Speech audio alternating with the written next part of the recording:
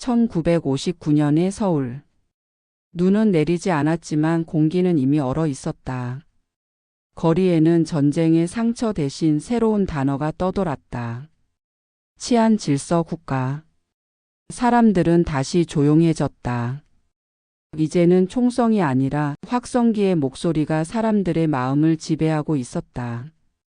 국민의 단결 없이는 자유도 없다. 그 구호가 하루에도 수십 번 반복됐다. 영민은 복구 행정관에서 다시 불려 나왔다. 그의 직함은 내무부 안보담당관. 그는 또다시 책상 위에 권총을 바라봤다. 낡은 금속은 아직도 차가웠다. 조국을 위해 쓰인 총이라면 나쁜 게 아닐 거야. 그는 그렇게 스스로를 설득했다. 그러나 그 말은 이미 수많은 사람들의 죽음을 정당화할 때 쓰였던 문장이었다. 도시는 잠잠했지만 그 잠잠함은 평화가 아니라 통제였다. 밤마다 누군가 잡혀 들어갔고 새벽이면 신문 한 구석에 작은 기사가 실렸다. 불순사상 단속 내부 첩자 검거. 그 문장들은 더 이상 누구의 관심도 끌지 않았다. 사람들은 눈을 감는 법을 배웠다. 영민은 매일 수십 장의 보고서를 검토했다. 사상 혐의자, 복구청, 교사, 피난민, 미상. 그 이름들은 어느새 숫자로 바뀌었다. 사건 번호 215-9, 사건 번호 216-3. 그는 그 번호들을 묵묵히 지워나갔다. 하지만 가끔 한 글자 한 글자 지울 때마다 마음속 어딘가에서 오래된 목소리가 들렸다. 우리가 지키려던 건 이런 조국이었나? 그날 보고서 중 하나가 그의 시선을 멈추게 했다. 고아원 근무 교사 김도연 사상 의심자. 그 이름 옆엔 붉은 도장이 찍혀 있었다. 추적. 그는 무심코 창밖을 바라봤다. 비가 내리고 있었다. 그 빗소리가 마치 오래전 전선에서 들었던 포화음처럼 느껴졌다. 그는 모자를 쓰고 밖으로 나섰다. 골목마다 국기와 선전 포스터가 붙어 있었다. 정의는 조국의 이름으로. 그 문구 앞에 멈춰 선 그는 잠시 웃었다. 그 웃음은 피로의 미소도 냉소도 아니었다. 그저 인간이 버티기 위해 만드는 표정이었다. 저녁 무렵 그는 내무청 회의실로 들어갔다. 창문은 커튼으로 가려져 있었고 형광등이 회색빛 공기를 가르고 있었다. 책상 위에는 내부 불순분자 색출 방안이라는 문서가 놓여 있었다. 상관이 말했다. 적은 이제 외부에 있지 않다. 그들은 우리 안에 있다. 그 말에 모두가 고개를 끄덕였다. 그는 그 장면을 보며 생각했다. 언제부턴가 우리 자신이 서로의 적이 되었구나. 회의가 끝난 후 그는 복도로 나왔다. 창문을 통해 본 도시는 불빛으로 가득했다. 그러나 그 불빛은 따뜻하지 않았다. 거리마다 경찰의 손전등이 흔들렸고 그 빛은 마치 의심의 눈처럼 느껴졌다. 그는 천천히 호주머니에서 권총을 꺼냈다. 손끝이 차가웠다. 총구에 비친 자신의 얼굴은 낯설었다. 그는 오래전 재호가 했던 말을 떠올렸다. 총은 사람을 지키는 게 아니라 마음을 죽이는 거야. 그는 그 말을 흘려들었지만 지금 그 문장이 귓가에 맴돌았다. 밤이 깊었다. 도시는 여전히 깨어 있었다. 술집 불빛, 버스의 소음, 그리고 어디선가 울리는 교회의 종소리. 그 모든 소리가 뒤섞여 하나의 질문처럼 들렸다. 정의란 무엇인가? 그는 잠시 눈을 감았다. 그 질문이 머릿속을 맴도는 동안 멀리서 사이렌이 울렸다. 또 누군가 잡혀가는 소리였다. 그는 그 방향으로 걸음을 옮겼다. 비가 그의 어깨를 적셨다. 그는 다시 자신에게 속삭였다. 이번엔 진짜 조국을 지키기 위해 쏜다. 하지만 그의 표정은 그 말을 믿지 못하는 사람의 얼굴이었다. 비가 멎은 서울의 새벽 거리는 물안개로 덮여 있었다.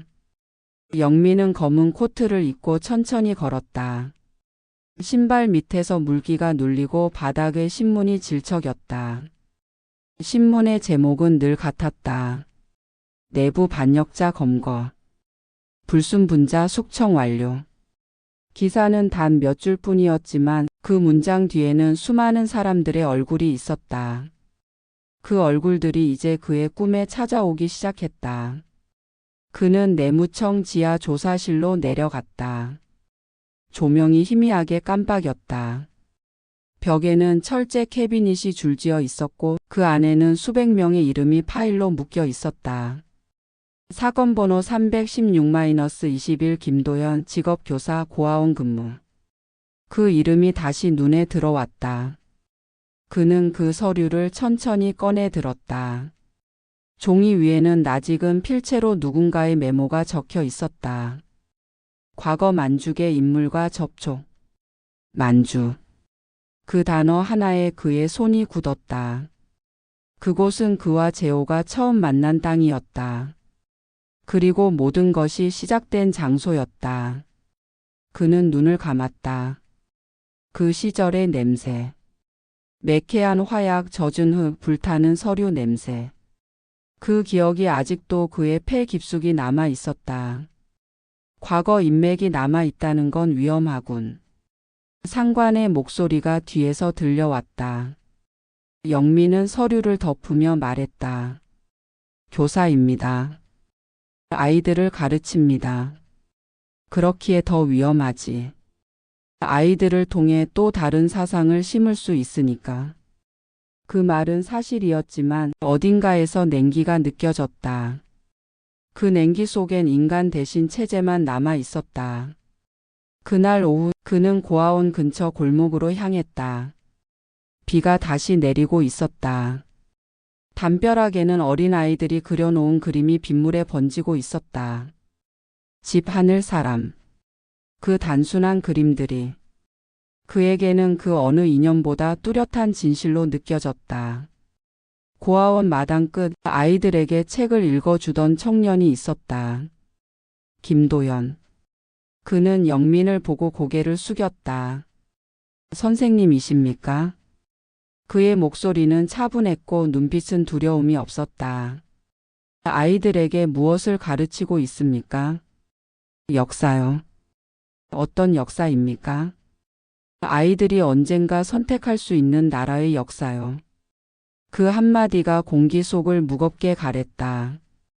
영민은 잠시 청년의 손을 바라봤다. 그 손은 거칠고 상처투성이었다.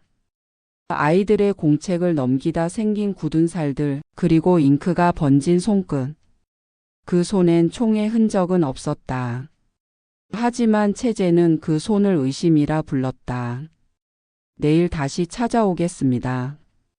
그가 돌아서려는 순간 청년은 말했다. 저도 알고 있습니다. 제 이름이 이미 명단에 있다는 걸. 그 말은 조용했지만 총성보다 더 깊게 가슴을 울렸다. 영민은 걸음을 멈췄다. 그럼 왜 도망치지 않습니까? 도망치면 죄가 되니까요. 남으면 증거가 되니까요. 그 청년의 대답은 단단했고 맑았다. 그날 밤 영민은 보고서를 쓰지 못했다. 형광등 불빛 아래 종이 위에 잉크가 번지고 있었다. 손끝이 떨려 글씨가 엉켜갔다. 김도연 관찰 중. 그 한 줄을 쓰는데 1시간이 걸렸다. 그는 창문을 열었다. 도시의 불빛이 깜빡이고 있었다. 창밖에선 누군가의 노랫소리가 들려왔다. 고요한 멜로디, 그러나 슬픔이 묻어 있었다. 그 노래가 오래전 들었던 독립군가의 변주처럼 들렸다. 그는 조용히 속삭였다. 과거의 적이 내 안에서 다시 살아난다.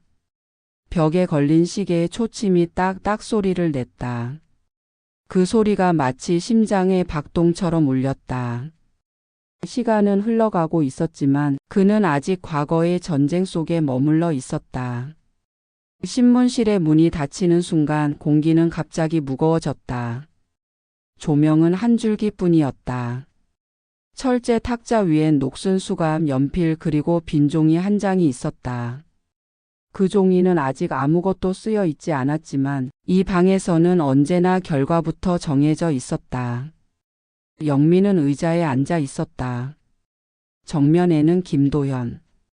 그의 옷은 단정했고 표정은 차분했다. 그 어떤 두려움도 보이지 않았다. 그는 손을 가지런히 모은 채 조용히 말했다. 왜 저를 불러오셨습니까? 국가에 대한 충성심을 확인하려 합니다. 그건 마음속에 있는 거라 종이로 증명할 수 없겠죠. 그 말은 마치 오래전 재호의 목소리를 닮아 있었다. 영민은 시선을 피했다. 손끝으로 펜을 돌렸다. 그 펜이 탁자 위에서 덜그럭거리는 소리를 냈다. 그 작은 소리가 이 방의 모든 긴장을 대신했다. 당신은 과거 만주 지역에서 활동했던 인물들과 접촉한 적이 있죠. 네, 그들은 제 스승들이었습니다. 그들이 어떤 사상을 가졌는지 압니까? 그 사상 덕분에 지금 우리가 여기 있는 겁니다. 그 짧은 대답이 공기 속에 가라앉았다. 영민은 천천히 손을 떨며 펜을 내려놓았다. 그는 다시 물었다. 지금도 그 생각을 믿습니까? 믿음이 사라지면 인간은 껍데기뿐이겠죠. 그 대답에 영민은 처음으로 청년의 얼굴을 똑바로 바라봤다. 그 안에는 두려움 대신 명확한 의지가 있었다. 살기 위해 말하는 자의 눈이 아니라 죽음을 받아들인 자의 눈이었다.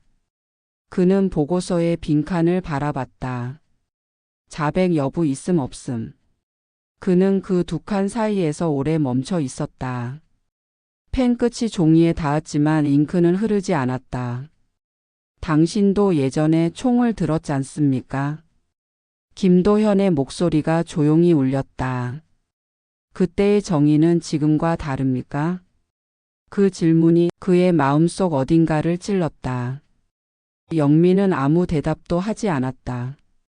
대신 창문을 바라봤다. 작은 창문 너머로 빗방울이 떨어지고 있었다. 그 빗소리가 마치 오래전 총성처럼 들렸다. 그는 느리게 입을 열었다. 우린 옳다고 믿었지. 하지만 옳음에도 유통기한이 있는 모양이야. 김도현은 잠시 미소 지었다.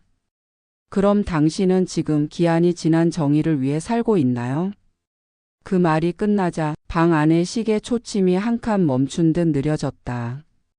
영민은 손끝을 움켜쥐었다. 탁자 위에 연필이 부러졌다. 신문실의 공기는 점점 더 차가워졌다. 누구도 먼저 말을 이을 수 없었다. 잠시 후 영민은 자리에서 일어섰다. 이 대화는 기록되지 않는다.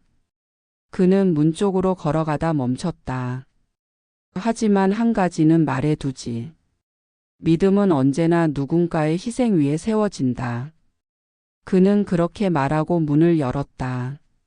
문 바깥 복도에는 군합발 소리가 퍼지고 있었다. 한 무리의 요원들이 지나가며 반역 혐의자 추가 검거라는 명단을 건넸다. 그 명단 맨 아래 김도현이라는 이름이 다시 찍혀 있었다. 영민은 그 종이를 받아들며 느꼈다. 그 한 장의 종이가 한 인간의 모든 진실보다 무겁다는 것을. 그날 밤 그는 신문 기록을 정리하다 손을 멈췄다. 보고서 맨 끝 진술 내용 없음이라고 적힌 칸에 작은 점 하나를 찍었다. 그 점은 마치 눈물처럼 번졌다. 그는 속삭였다. 옳음이 죄가 되고 침묵이 생존이 되는 세상이라면 우린 이미 다시 총을 들고 있는 거야. 비가 멈춘 줄 알았지만 도시의 어둠은 여전히 젖어 있었다. 조용한 밤 하수구를 타고 흐르는 빗물이 골목마다 희미한 소리를 냈다. 영민은 그 소리를 따라 걷고 있었다. 그의 손에는 권총 한 자루, 허리춤에는 체제의 명분이 걸려 있었다. 그날 저녁 내무청 회의실에서는 급박한 명령이 내려왔다. 피의자 김도현이 도주했다. 체포선 명령 24시간 내 완료. 상관은 담배를 물고 무표정하게 말했다. 이제 그를 살려둘 이유는 없다. 그 한마디에 방 안의 공기가 굳었다. 영민은 잠시 시선을 떨어뜨렸다. 그는 이유라는 단어에 걸렸다. 이유가 사라진 명분, 그것이 바로 그가 한때 싸웠던 적의 모습이었다. 비좁은 골목 어귀 어둠 속에서 김도현의 그림자가 보였다. 그는 이미 지쳐 있었다. 한 손엔 젖은 공책 한 권이 들려 있었다. 그 속에는 아이들의 글씨가 가득했다. 우리의 꿈은 평화입니다. 그 문장 하나가 영민의 시야를 멈추게 했다. 김도현. 그는 외쳤다. 청년이 돌아보았다. 그의 눈빛에는 공포가 없었다. 결국 이렇게 되는군요. 명령이 내려왔어. 너를 보호할 수 없어. 보호라 당신은 지금 나를 지키는 겁니까? 아니면 사상을 지키는 겁니까? 잠시 두 사람 사이에 침묵이 흘렀다. 그 침묵 속에는 비명보다 더 큰 절규가 들어 있었다. 총을 내려놔. 그건 제 말입니다. 그들의 목소리는 서로 닮아 있었다. 서로 다른 진영에 서 있었지만 그들은 같은 전쟁의 잔재였다. 영민의 손이 떨렸다. 손끝에서 금속이 미세하게 흔들렸다. 김도현은 천천히 공책을 내려놓았다. 그는 말했다. 이건 아이들의 글입니다. 그들의 미래를 위해 총을 들었다면 이제는 그들의 평화를 위해 총을 내려놓을 때입니다. 그 순간 바람이 불었다. 골목의 전선이 흔들리고 멀리서 경적 소리가 울렸다. 시간이 늘어진 듯 모든 소리가 천천히 변했다. 그리고 당. 한 발의 총성이 어둠을 갈랐다. 비둘기들이 하늘로 흩어졌다. 시간이 멈춘 듯 두 사람 사이엔 아무 말도 없었다. 누가 먼저 쏜 것일까? 그 누구도 모른다. 영민의 손은 여전히 총을 쥐고 있었고 김도현의 가슴엔 붉은 점이 번져나갔다. 그의 손에서 공책이 떨어졌다. 바닥 위로 빗물이 번지고 잉크가 흘러내리며 글자가 흐릿해졌다. 우리의 꿈은 평화입니다. 영민은 천천히 다가가 그 공책을 들었다. 피와 잉크가 섞여 손끝에 번졌다. 그는 숨을 삼켰다. 이게 정의였을까? 그 말은 스스로에게 던진 물음이었다. 비가 다시 내리기 시작했다. 총구에서 떨어진 마지막 연기가 하늘로 피어올랐다. 그는 총을 바라봤다. 총은 말이 없었다. 그저 차가운 금속으로 자신이 저지른 모든 침묵을 반사하고 있었다. 그는 천천히 총을 내려놓았다. 그러나 마음은 내려놓을 수 없었다. 멀리서 사이렌 소리가 점점 가까워졌다. 그 소리가 마치 신문실의 시계 초침처럼 일정했다. 국가를 위해 한 일이다. 누군가의 목소리가 머릿속을 맴돌았다. 하지만 그는 더 이상 그 말을 믿을 수 없었다. 그는 무릎을 꿇고 떨어진 공책을 다시 접었다. 비가 그의 어깨 위로 쏟아졌다. 마치 하늘이 울고 있는 듯 했다. 그는 마지막으로 낮게 중얼거렸다. 정의의 이름으로 또 한 번 인간이 쓰러졌다. 그날 밤 영민의 방 안엔 불빛 하나 없었다. 창문을 닫아도 바람이 새어 들어왔고 탁자 위에는 젖은 권총과 한 권의 공책이 놓여 있었다. 공책의 겉표지는 이미 피와 빗물로 뒤엉켜 있었다. 글자들은 흐려져 있었지만 단 한 문장은 여전히 남아 있었다. 우리의 꿈은 평화입니다. 그 문장을 보는 순간 그의 손끝이 떨렸다. 방 안에 시계 초침이 딱딱 울리고 있었다. 그 리듬이 마치 신문실의 질문처럼 귓속을 찔렀다. 그는 보고서 철을 열었다. 그 안엔 수십 장의 진술서, 서명, 지문, 붉은 도장이 찍힌 문서들이 있었다. 그 종이들은 마치 시체처럼 차가웠다. 그는 그중 하나를 꺼내 불을 붙였다. 불길이 잉크를 하르며 번져갔다. 사상 의심자 김도연. 피격 사망. 그 한 줄이 타들어갈 때 그는 처음으로 눈을 감았다. 이게 정의였나? 그의 목소리가 방 안에 메아리 쳤다. 대답하는 이는 아무도 없었다. 벽에 걸린 거울만이 그를 비추고 있었다. 그 안의 얼굴은 더 이상 국가의 사람이 아니었다. 피곤하고 무너지고 두려움에 젖은 한 인간일 뿐이었다. 그는 권총을 바라봤다. 금속은 여전히 젖어 있었다. 총구에 비친 자신의 얼굴이 희미하게 흔들렸다. 그 얼굴 위로 불빛이 깜박였다. 그는 속삭였다. 선의의 총구 얼마나 많은 죄를 감쌀 수 있을까? 창문 틈으로 바람이 불어왔다. 불이 일렁이며 꺼질 듯 흔들렸다. 그 불빛에 맞춰 그의 기억도 흔들렸다. 만주에서 재호와 함께했던 밤들, 서약서를 태우던 순간, 그리고 조국이라는 단어에 목숨을 걸던 젊은 시절. 그 모든 것이 지금의 이 방 안에서 낯설게 되살아났다. 그는 갑자기 손으로 얼굴을 가렸다. 손바닥에 묻은 잉크와 피가 섞여 얼굴에 자국을 남겼다. 그 흔적은 마치 지워지지 않는 낙인처럼 느껴졌다. 그는 천천히 자리에서 일어났다. 서랍을 열고 낡은 노트를 꺼냈다. 표지에는 희미하게 손글씨로 적혀 있었다. 기록. 그는 그 첫 장에 글을 쓰기 시작했다. 글씨는 불안하게 흔들렸지만 분명했다. 나는 오늘 한 사람을 죽였다.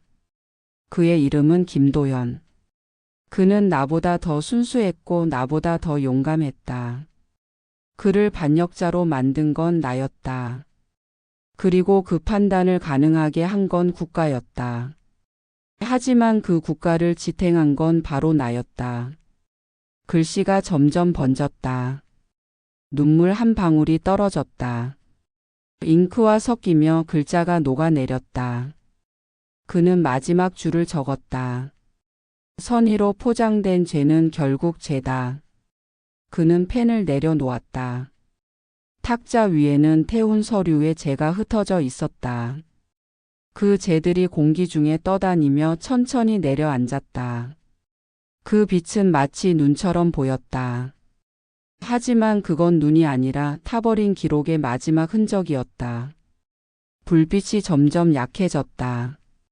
방 안에는 종이 타는 냄새와 젖은 금속 냄새가 섞여 있었다.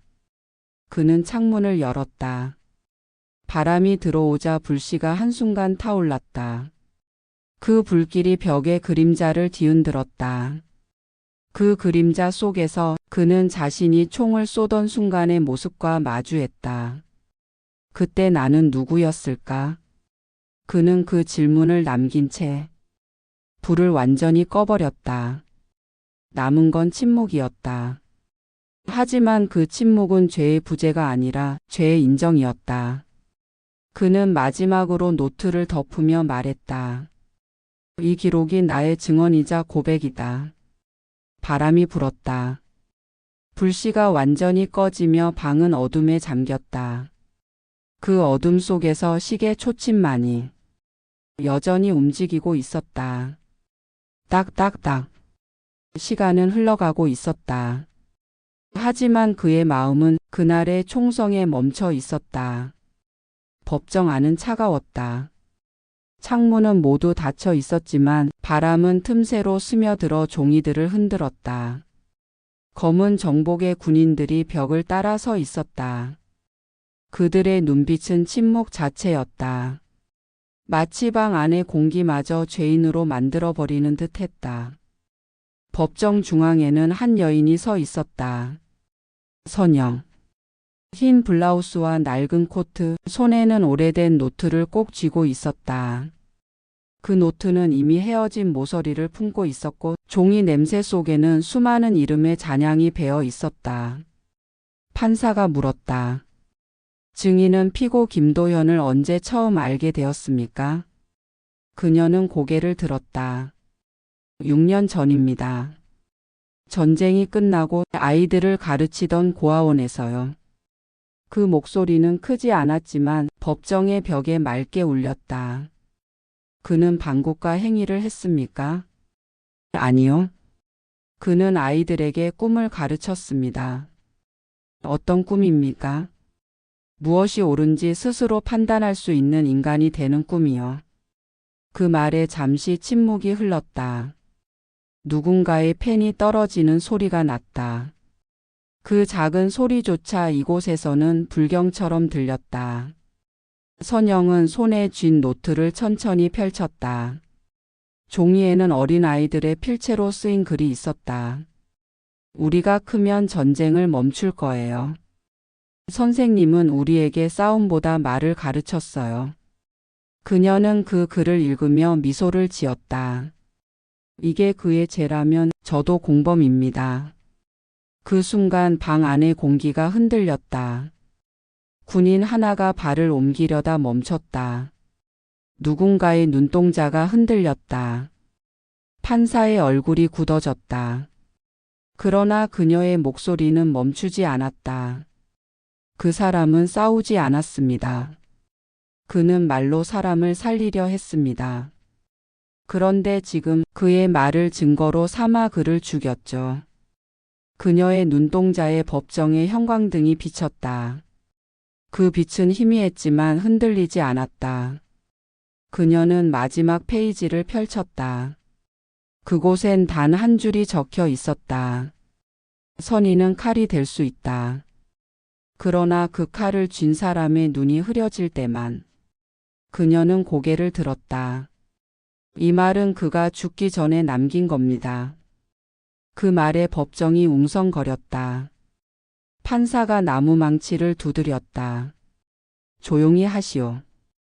그러나 이미 공기의 방향은 바뀌어 있었다. 군인 중 하나가 천천히 고개를 숙였다. 그 순간 한 사람의 양심이 깨어난 듯 했다. 선영은 천천히 노트를 닫았다. 아이들에게 옳고 그름을 가르치지 말라고 합니다. 하지만 저는 그렇게 하지 않을 겁니다. 저는 아이들에게 누가 옳았는지를 묻지 않고 누가 마지막까지 인간이었는지를 기억하게 할 겁니다. 그녀의 목소리는 흔들리지 않았다. 그건 증언이 아니라 선언이었다. 판사는 침묵했다. 잠시 후 종이 한 장을 넘기며 말했다. 증인은 물러나시오. 그녀는 고개를 숙였다. 걸음을 옮길 때마다 구두굽이 바닥을 울렸다. 그 소리가 공명처럼 퍼졌다. 그것은 총성이 아닌 인간의 발자국이었다. 법정을 나서는 순간 복도 끝에서 햇빛이 비쳤다. 먼지들이 그 빛 속에서 떠다니고 있었다. 그녀는 잠시 멈춰 섰다. 빛 속에서 손끝에 잿가루가 반짝였다. 그건 어제 영민이 태웠던 기록의 흔적이었다. 그녀는 손바닥을 천천히 펼쳤다. 잿가루가 바람에 흩어졌다. 그 작은 입자들이 복도를 따라 퍼졌다. 그건 죄의 흔적이 아니라 기억의 파편이었다. 그녀는 조용히 속삭였다. 진실은 사라지지 않아. 사람이 포기하지 않는 한. 그 순간 법정의 문이 닫히며 작은 바람이 불었다. 그 바람은 불 꺼진 방 안으로 스며들었다. 그리고 그 안에는 영민이 남긴 죄의 기록이 아직 타지 못한 채 남아 있었다. 밤이 내리고 있었다. 내무청 건물의 불빛이 하나둘 꺼지고 복도 끝 시계만이 유일한 소리를 냈다. 딱딱딱. 그 리듬은 심장과 같은 속도로 영민의 귓속을 두드렸다. 그는 책상 위에 서류 더미를 바라봤다. 그 위에는 상부의 명령서가 놓여 있었다. 사건 316-21 피의자 김도현. 사건 기록을 폐기하고 내부 보고를 종결할 것. 명령은 간단했다. 사실을 덮고 기억을 묻으라는 것이었다. 그는 손끝으로 그 문서를 만졌다. 종이의 결이 뻣뻣했다. 그 표면에는 차가운 권력이 묻어 있었다. 그는 잠시 눈을 감았다. 그 순간 법정에서 들었던 선영의 목소리가 떠올랐다. 저는 아이들에게 누가 옳았는지를 묻지 않고 누가 마지막까지 인간이었는지를 기억하게 할 겁니다. 그 문장이 그의 가슴 안에서 울렸다. 그 울림이 커질수록 그의 눈앞의 글자들이 흐려졌다. 진실을 지키기 위해선 때로 침묵해야 한다. 그 말이 늘 그를 움직이게 했지만 오늘은 그 문장이 칼처럼 들렸다. 그는 자리에서 일어났다. 서랍을 열어 권총을 꺼냈다. 총을 바라보던 시선이 거울로 옮겨갔다. 거울 속에 그는 더 이상 군인이 아니었다. 정장 안의 인간, 눈빛이 흔들리는 피고인이었다. 그는 책상 위에 의자 하나를 올려놓고 앉았다. 그리고 조용히 속삭였다. 지금부터 재판을 시작한다. 그의 목소리는 낮았지만 단단했다. 피고 영민. 제목 정의의 이름으로 행한 폭력, 그리고 그 침묵의 공범. 그는 자신의 목소리를 듣는 듯 고개를 숙였다. 피고는 할 말이 있는가? 잠시 침묵. 그는 천천히 입을 열었다. 당시 나는 옳다고 믿었습니다. 그 옳음은 누구의 것이었나? 조국의 것이었죠. 그 조국은 지금 당신을 지켜주는가? 아니요. 그의 대답은 바람처럼 약했다. 그는 손으로 얼굴을 감쌌다. 그 손에 묻은 잉크 자국이 어둠 속에서 번졌다. 당신은 사람을 죽였는가? 명령이었습니다. 명령을 따르는 건 면죄부가 되는가? 모르겠습니다. 그는 무릎을 꿇었다. 방 안의 불빛이 그를 감쌌다. 그 빛은 따뜻하지 않았다. 마치 신문실의 형광등처럼 냉정했다.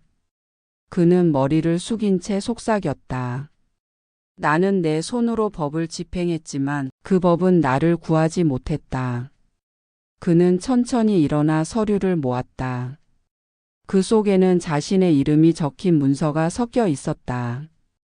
내무부 요원 영민. 내부 신문 대상.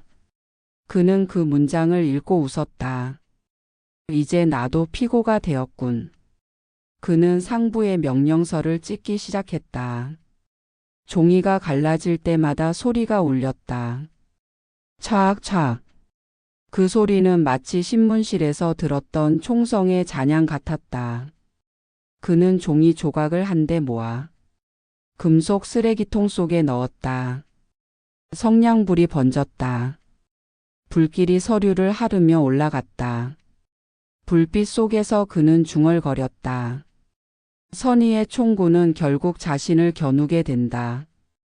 불길이 천천히 잦아들었다. 그가 앉은 자리에는 재만이 남았다. 그제 위로 바람이 불어들었다.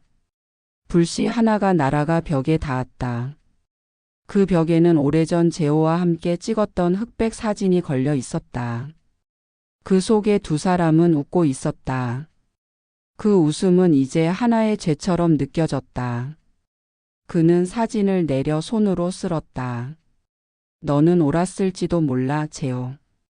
그의 목소리는 떨렸지만 그 속엔 후회보다 결의가 있었다. 그는 다시 자리에 앉았다. 종이 한 장을 꺼내 글을 적었다. 양심은 법보다 오래 산다. 그 글씨가 끝나자 방 안의 시계가 다시 움직이기 시작했다. 딱딱딱. 그 리듬이 이번엔 심장이 아니라 살아있는 증언처럼 들렸다. 그는 펜을 내려놓았다. 이 기록이 내 마지막 보고서다. 창문을 열자 새벽에 찬 공기가 들어왔다. 멀리서 교회 종소리가 울렸다. 그 종소리는 마치 무죄 판결처럼 고요하게 퍼져나갔다. 그는 다시 속삭였다. 국가의 재판은 끝났지만 양심의 재판은 이제 시작이다. 그날 밤 건물 안은 이상할 정도로 조용했다. 형광등 불빛이 깜빡이며 금속 캐비닛 위를 비췄다. 그 불빛이 지나갈 때마다 벽에 걸린 그림자도 함께 흔들렸다. 영민은 그 속에서 자신이 아닌 누군가를 본 듯했다. 그는 손을 들어 그림자를 더듬었다. 그러나 벽은 아무 대답도 하지 않았다. 책상 위에는 태운 서류의 재가 여전히 남아 있었다. 그 재들은 가볍게 흔들리며 마치 살아있는 듯 날아다녔다. 그 하나가 거울 앞에 떨어졌다. 그는 무심코 거울을 바라봤다. 그 안에는 두 개의 얼굴이 있었다. 하나는 제복을 입은 자신, 그리고 다른 하나는 오래전 총을 들던 청년 제호였다. 그는 천천히 다가갔다. 너는 살아 있었구나. 그 말은 입 밖으로 흘러나왔지만 돌아온 건 침묵뿐이었다. 거울 속 제호의 눈동자가 미세하게 흔들렸다. 그 눈빛은 비난도 연민도 아닌 단지 슬픔이었다. 그는 속삭였다. 우린 같은 길을 걷는 줄 알았어. 하지만 나는 언제부턴가 너를 잡는 쪽이 되어버렸지. 거울 속 제호가 천천히 고개를 숙였다. 그리고 입이 움직였다. 목소리는 들리지 않았지만 그가 무슨 말을 하는지는 알 수 있었다. 너는 아직도 싸우고 있구나. 그 순간 거울 표면이 미세하게 흔들렸다. 형광등이 깜빡이며 금속음이 울렸다. 영민은 본능적으로 뒤로 물러섰다. 거울에 금이 가기 시작했다. 균열이 한 줄, 두 줄. 마치 총알 자국처럼 번져나갔다. 그는 숨을 고르며 손을 뻗었다. 손끝이 거울에 닿는 순간 차가운 유리가 그의 손바닥을 베었다. 피 한 방울이 거울을 타고 흘러내렸다. 그 피는 균열 사이로 스며들어 거울 속 얼굴을 가렸다. 그는 거울 앞에서 주저앉았다. 내가 누구였지? 그 질문은 너무 오래 묵혀 있었다. 그는 머리를 감쌌다. 기억 속에서 제호의 목소리가 다시 들려왔다. 정의란 누군가의 눈물 위에 세워지면 이미 부패한 거야. 그 말이 그의 귀를 때렸다. 그는 몸을 떨며 일어섰다. 방 안은 금세 어두워졌다. 형광등이 완전히 꺼지고 대신 달빛이 들어왔다. 달빛은 금이 간 거울 위로 비쳤다. 그 금들은 마치 하얀 실선처럼 얽혀 있었다. 그 실선 사이로 그는 자신의 얼굴을 다시 보았다. 그 얼굴은 이제 제호와 구분되지 않았다. 두 사람의 모습이 하나로 겹쳐져 있었다. 그는 눈을 감았다. 우린 결국 같은 곳으로 가고 있었던 거야. 그의 손이 무릎 위에 떨어졌다. 그 손에 피가 번져 있었다. 그 피는 따뜻했지만 마음은 얼어붙은 듯 했다. 그는 거울 조각 하나를 집어들었다. 그 조각 속에서도 자신이 보였다. 하지만 이번엔 낯설지 않았다. 그는 처음으로 자신을 적으로 보지 않았다. 그는 낮게 웃었다. 너도 나처럼 나도 너처럼. 결국 같은 인간이었지. 그 웃음은 오래가지 않았다. 조각난 거울이 손에서 미끄러졌다. 바닥에 떨어지며 산산이 부서졌다. 쨍. 그 소리가 방 안가득 울려 퍼졌다. 그건 마치 총성 같았다. 조용해진 방 안에 먼지가 일었다. 그 먼지 속에서 그는 천천히 몸을 돌렸다. 문가에 놓인 코트 위로 달빛이 내렸다. 그는 코트를 집어 들고 걸었다. 거울 조각 위로 구두굽이 지나갈 때마다 유리가 부서지는 소리가 났다. 그 소리는 마치 과거를 밟아 지나가는 듯 했다. 복도로 나서자 창문 밖으로 미세한 새벽빛이 비쳤다. 그 빛은 차가웠지만 어딘가 부드러웠다. 그는 속삭였다. 이제 거울은 부서졌지만 적어도 진실은 비치기 시작했어. 바람이 불었다. 그 바람이 방 안의 재를 날려보냈다. 그 재들은 열린 문틈을 지나 긴 복도 끝으로 사라졌다. 그 재들 사이에 아직 한 줄 남은 글귀가 있었다. 선의의 총구는 결국 자신을 겨눈다. 그 문장은 바람 속으로 흩어졌다. 그러나 완전히 사라지지 않았다. 그 문장이 남긴 울림은 그의 걸음보다 오래 살아남았다. 새벽은 생각보다 조용했다. 밤새 불던 바람이 잦아들자 도시는 마치 숨을 죽인 듯 멈춰 있었다. 영민은 오래된 권총을 손에 쥔 채 걸었다. 그 총은 무겁지 않았지만 그 안에 쌓인 세월이 손끝을 짓눌렀다. 그의 발소리가 골목의 무릉덩이를 밟았다. 물결이 퍼지고 그 위로 새벽빛이 비쳤다. 그는 잠시 멈춰섰다. 그 물 위에 비친 얼굴은 더 이상 낯설지 않았다. 이제 그는 자신을 신문하지 않았다. 그저 마지막 답을 찾으려 하고 있었다. 멀리 산등성이 위로 안개가 피어올랐다. 그는 천천히 그 길을 따라 걸었다. 지리산. 전쟁이 끝나지 않았던 마지막 땅. 그곳은 한때 제오가 몸을 숨겼던 곳이었다. 그리고 수많은 이름 없는 죽음들이 묻혀 있던 자리였다. 바람이 불었다. 나뭇잎이 스쳤고 풀잎 사이에서 물방울이 떨어졌다. 그 소리가 총알보다 더 선명하게 들렸다. 그는 걸음을 멈추었다. 가파른 비탈 아래 오래된 표지석 하나가 서 있었다. 무명 용사들의 안식처. 그 글자 위로 이끼가 덮여 있었다. 그는 그 앞에 서서 조용히 숨을 내쉬었다. 손에 쥔 권총이 미세하게 떨렸다. 그의 눈앞에 제호의 얼굴이 겹쳐졌다. 그때처럼 눈빛은 따뜻했지만 단호했다. 우린 같은 약속을 했잖아. 그는 낮게 말했다. 조국이 해방되면 다시 여기서 만나자고. 그 목소리는 바람에 섞여 흩어졌다. 그런데 결국 우린 같은 조국에서 총을 겨눴지. 그는 한 걸음 다가가 권총을 내려놓았다. 총이 돌 위에 닿으며 금소금이 울렸다.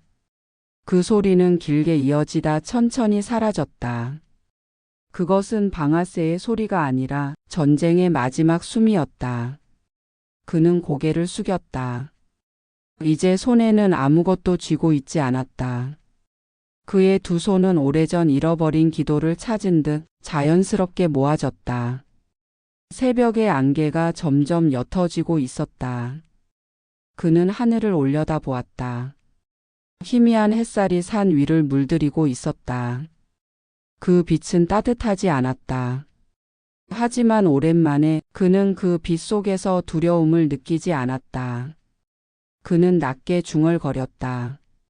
이 총성은 이제 들리지 않아야 한다. 그는 주머니에서 낡은 종이 한 장을 꺼냈다. 그건 처음 만주에서 태웠던 서약서의 남은 조각이었다. 모서리는 닳았고 글씨는 반쯤 사라져 있었다. 우리는 자유를 위해 싸운다. 그는 그 종이를 조심스럽게 돌무더기 밑에 넣었다. 그 위로 바람이 지나가며 흙을 덮었다. 그 흙 냄새가 이상하게 따뜻했다. 그는 다시 일어섰다. 산 아래로 아침 안개가 흘러내리고 있었다. 새들이 울었다. 그 소리가 멀리서 울려 퍼졌다. 그건 총성보다 부드럽고 침묵보다 더 진실했다. 그는 뒤를 돌아보았다. 그곳엔 더 이상 아무도 없었다. 제오도 선영도 그를 지켜보던 시대도. 이제 남은 건 그 자신뿐이었다. 그는 마지막으로 속삭였다. 이제 나의 전쟁은 끝났다. 햇살이 그의 어깨 위로 내려앉았다. 권총은 돌무더기 아래에 묻혀 있었다. 그 금속이 천천히 식어가며 차가운 빛을 잃어갔다. 그는 손바닥을 펴보았다. 그 손엔 총자국 대신 잿빛 먼지가 남아 있었다. 그 먼지를 바람에 날리자 햇살 속에서 미세하게 반짝였다. 그건 마치 한 세기의 약속이 부서져 흩어지는 빛처럼 보였다. 그리고 그때 멀리서 한 번의 종소리가 울렸다. 그 소리는 총성처럼 들렸지만 이번엔 아무도 쓰러지지 않았다. 그는 고개를 숙였다.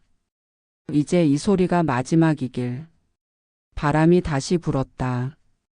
나뭇잎이 흔들리고 그 사이로 새벽 햇살이 쏟아졌다. 그 빛이 그의 얼굴을 감쌌다. 그 얼굴은 평온했다. 아침의 빛이 병원 복도를 천천히 후고 지나갔다.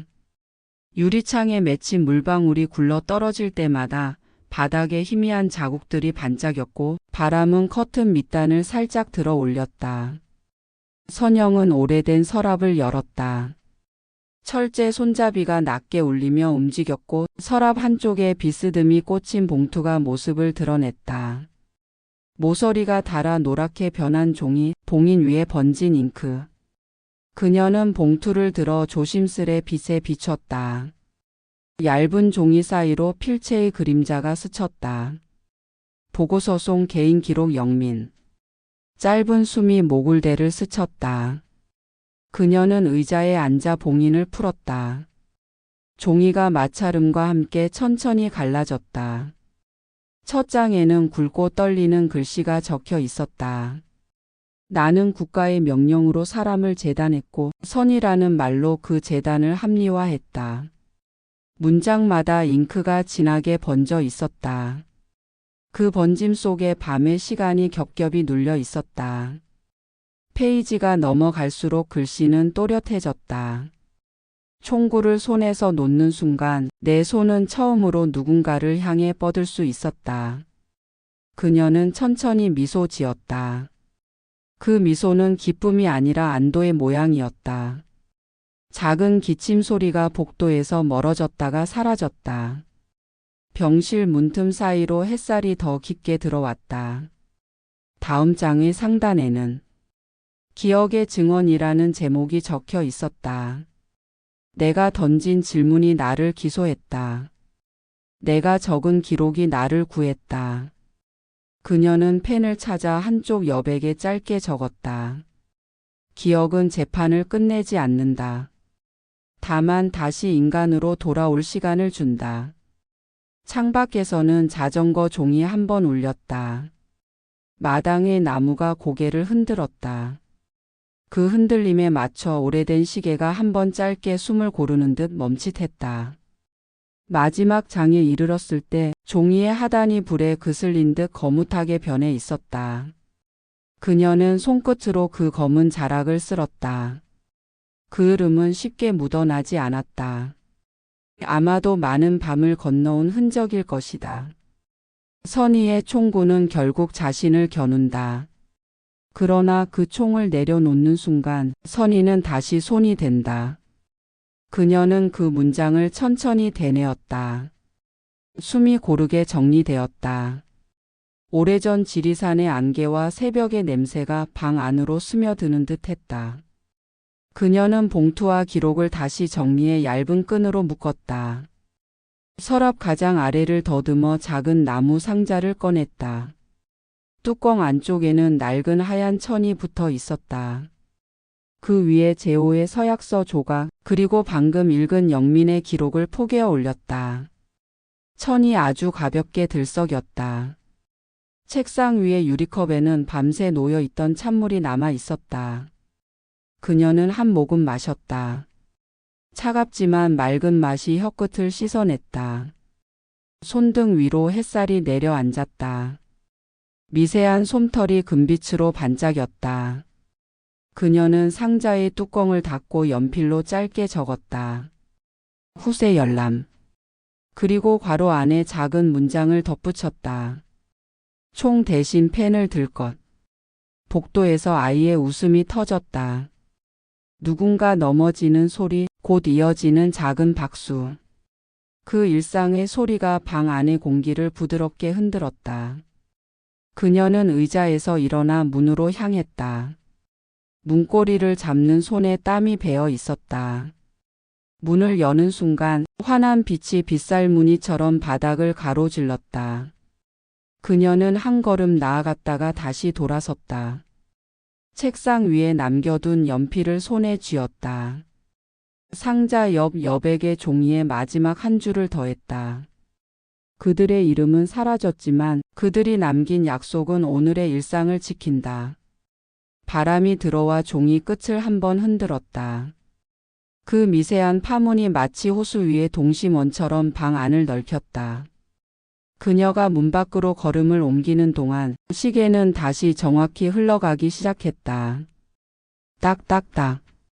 규칙적인 박동 위에 교회 종소리가 겹쳐졌다. 7번. 그리고 아주 길게 8번째 울림. 그녀는 복도 끝 창가에 서서 산등선을 바라보았다. 안개가 걷히는 자리마다 새로운 윤곽이 드러났다. 그녀는 눈을 가늘게 뜨고 속삭였다. 이제 총성은 메아리로만 남아라. 그 순간 간호사가 급히 달려와 작은 봉투 하나를 내밀었다. 발신인 미상 수신인 선영. 봉투의 모서리에는 익숙한 필체가 스치듯 지나갔다. 100년 후 이 기록을 읽는 예계. 그녀의 심장이 한번 크게 내려앉았다. 봉투는 아직 봉인된 채였다. 그녀는 그 봉투를 가볍게 쓰다듬고 상자 옆에 나란히 올려두었다. 열지 않았다. 대신 창을 활짝 열었다. 찬 공기가 방 안으로 밀려들었다. 커튼이 날개처럼 번졌다. 먼지들이 햇살 속에서 유영했다. 그녀는 조용히 고개를 끄덕였다. 오늘의 평온이 어제의 약속에서 왔다는 것을, 내일의 아이들이 오늘의 기록에서 자랄 것이라는 것을 이미 알고 있었다. 문이 닫히며 손잡이가 가볍게 진동했다. 상자 뚜껑은 단단히 닫혀 있었고 그 위에 놓인 봉투는 빛을 받아 얇게 빛났다. 바람이 잦아들자 방 안에는 차의 미온한 향과 연필심에 가는 가루 냄새만 남았다. 그리고 아주 작은 그러나 분명한 울림 한 줄. 약속은 끝나지 않았다. 새벽의 공기가 병원 복도 끝을 스쳤다. 닫힌 문 뒤로 남겨진 건 한 세대의 침묵과 한 여인의 손끝에 남은 기록뿐이었다. 그들은 각자의 신념으로 싸웠고 그 신념의 무게가 서로를 갈라놓았다. 하지만 그 총구가 가리킨 끝에는 언제나 같은 조국과 같은 하늘이 있었다. 시간은 그들의 상처를 묻었지만 그 약속의 잔향은 아직 이 땅의 바람 속에 남아있다. 피로 쓴 서약서 불에 그을린 이름, 그리고 다시 인간으로 돌아온 그들의 마지막 선택. 그것이 그들이 남긴 약속이었다. 다음 이야기. 반세기가 흘러 낡은 상자를 연 한 소녀가 3명의 이름을 발견한다. 그 이름을 따라가는 여정 속에서 잊힌 약속은 다시 세상으로 걸어 나온다. 그들이 남긴 약속 기억의 계승. 이 이야기가 당신 마음에 남았다면 다음 세대에게 전해질 약속을 함께 지켜주세요. 구독과 알림 설정은 우리가 잊지 않겠다는 또 하나의 서약입니다. 세상이 외면한 사람들의 숨겨진 이야기, 그 안에서 우리는 인간을 다시 봅니다.